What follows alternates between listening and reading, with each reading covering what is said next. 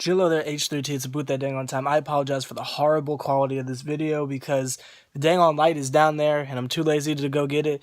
But Devil Wears Prada Transit Blues, is that how it's pronounced? Dude, what is up with Mike in Chicago, man? You know, that whole transit thing? I'm getting the feeling that it has something to do with Chicago. It's got something to do with Chicago. And don't be in the comments like, oh, he's from Chicago. That is no excuse, gosh dang it.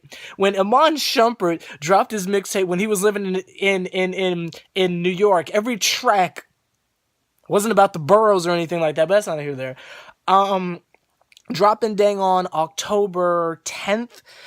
I believe we'll say quick comp or nah right now. Absolutely, this is a cop. I'm extremely excited. I'm more hyped about the fact that there's not a gimmick behind this. There's not a theme behind it. It's not another concept thing. Nothing against projects like Zombie EP or Space EP, but with Space EP, I just thought it was presented in kind of a sloppy format. Like, we got a random teaser video from Rise with like a rocket going into space, then we didn't hear anything for like 5 months.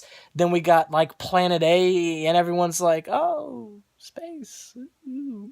And then the whole booklet was misleading. Zombie EP, I wasn't like a fan of them at the time, so like when Space EP dropped, someone showed me the album, so it's like they already told me, oh, it's zombies and stuff. I'm like, okay, cool. So that's kind of weird. This kind of reminds me of 818, to where it's just like, hey, new record, here's a single ish, to where there's not really like extreme like random hype behind it or anything like that. Like the last Slipknot album, there was kind of a storyline. No more Joey Jordison, rest in peace Paul Gray. The last Killswitch Engage album, okay, this is like Jesse and them's first time really coming together, because the instrumentals from Disarm the Descent were meant for Howard and stuff. This one doesn't have much of a storyline. The only headline here is that it's the first one without the drummer.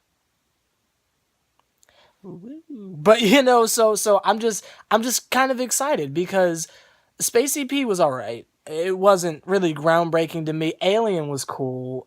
Kid A was cool.